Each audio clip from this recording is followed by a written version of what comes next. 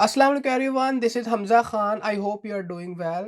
Those students who want to apply for the Max Undergraduate Scholarship Program and they are having some confusion regarding that how they can actually apply for the Max Undergraduate Scholarship Program, then today I will be sharing with you the application procedure regarding that how you can submit your scholarship application for the Max Scholarship Program so that you get a chance to study your undergraduate degree program from Japan.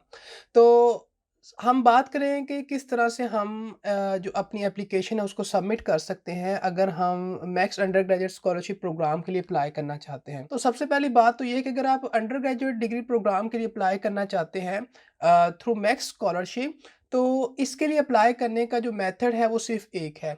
यानी सिर्फ एक method है जिसके through आप एक undergraduate degree programme के लिए apply कर सकते हैं for the max scholarship programme.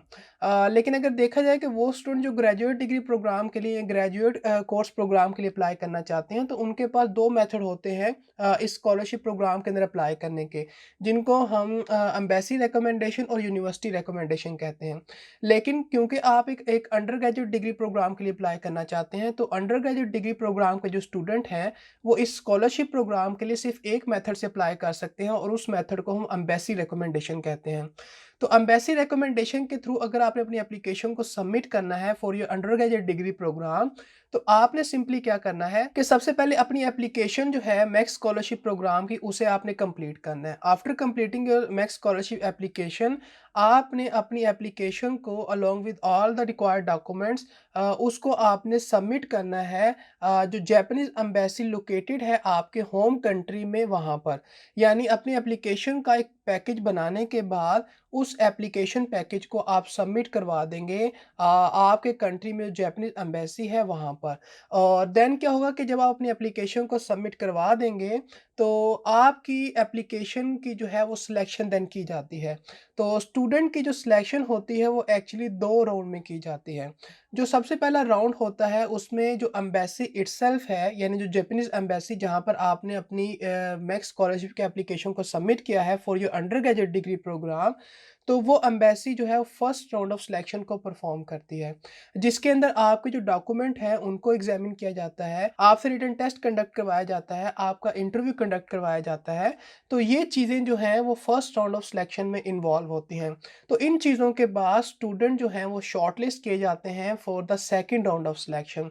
तो जब student first round of selection को क्लियर कर लेते हैं, तो एम्बेसी जो है, यानी जो जापानीज एम्बेसी आपके होम कंट्री में जहाँ पर आपने अपने एप्लीकेशन को सबमिट किया था, वो जापानीज एम्बेसी आपके नेम को, यानी जो शॉर्ट लिस्टेड स्टूडेंट हैं उनके नेम को रिकमेंड करती है Japanese ministry of education, culture, sports, science and technology को। यानी आपके नेम को रिकमेंड किया जाता है मैक्स्ट को।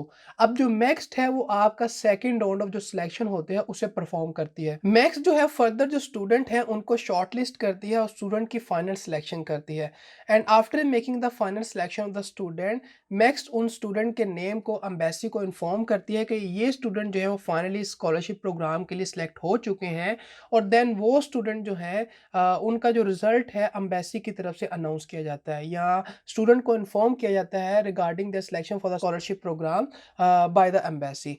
तो इस तरह से 2 राउंड ऑफ सिलेक्शन होते हैं एक एम्बेसी रिकमेंडेशन प्रोसीजर के अंदर, और इस तरह से आप जो है वो एक undergraduate max scholarship program के लिए अप्लाई कर सकते हैं थ्रू एम्बेसी रिकमेंडेशन। और अगेन मैं बात रिपीट करना चाहता हूँ कि अंडर ग्रेजुएट प्रोग्राम के जो स्टूडेंट होते हैं फॉर मैक्स स्कॉलरशिप प्रोग्राम, वो सिर्फ एम्बेसी रिकमेंडेशन से अप्लाई कर सकते हैं, यूनिवर्सिटी रिकमेंडेशन से वो अप्लाई नहीं कर सकते, क्योंकि यूनिवर्सिटी रिकमेंडेशन के थ्रू एक अंडर ग्रेजुएट डिग्री प्रोग्राम की जो एप्लीकेशन है for the max scholarship program वो अनाउंस नहीं होती। तो जो अंडर ग्रेजुएट डिग्री प्रोग्राम की एप्लीकेशन है for the max scholarship program, वो सिर्फ एम्बेसी रिकमेंडेशन प्रोसीजर से ओपन होती हैं, और जितने भी स्टूडेंट इंटरेस्टेड हैं स्कॉलरशिप प्रोग्राम के अंदर अप्लाई करने के लिए, वो सब स्टूडेंट जो हैं सिर्फ एम्बेसी रिकमेंडेशन से ही अपनी एप्लीकेशन को सबमिट करवा सकते हैं। तो ये एक सिंपल सा प्रोसीजर होता है कि किस तरह से आपने जो max undergraduate scholarship program है उसके लिए अप्लाई करना है। और अगर आपने अप्लाई करना है तो रिमेंबर वन थिंग, कि उसके अप्लाई करने का सिर्फ एक ही तरीका है जिसको हम एम्बेसी रिकमेंडेशन कहते हैं। और इन शॉर्ट अगर मैं सम अप करूँ चीज़ों को, तो आपने अप्लाई इस तरह से करना है कि अपनी कंप्लीट एप्लीकेशन को बनाने के बाद उस एप्लीकेशन को आपने सबमिट करना है आपके कंट्री में जो जापानीज़ एम्बेसी लोकेटेड है वहाँ पर। और देन जो जापानीज़ एम्बेसी है वो फर्स्ट राउंड ऑफ सिलेक्शन करती है, स्टूडेंट को शॉर्टलिस्ट करती है after conducting interview, written examination और डॉक्यूमेंट एग्जामिनेशन जो है वो परफॉर्म की जाती हैं। और then first round of selection के बाद सेकंड राउंड ऑफ सिलेक्शन जो है वो नेक्स्ट परफॉर्म करता है।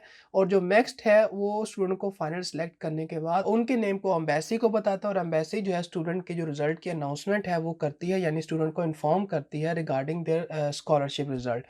तो ये एक सिंपल सा प्रोसीजर है।